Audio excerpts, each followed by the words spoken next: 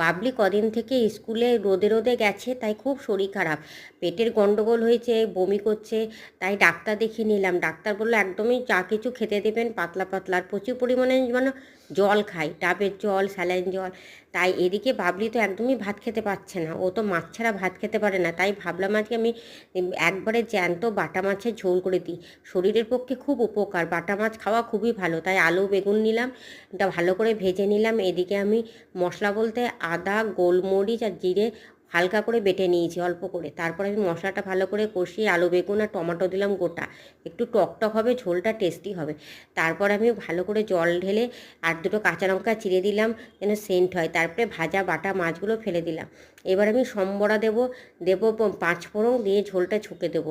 তাই এই এত সুন্দর ঝোলটা খেতে হয়েছিল, একবারে আমি গ্যারেন্টি দিয়ে বলতে পারি এই শরীরের পক্ষে এই যে মাছের ঝোলটা খাওয়া কত উপকার।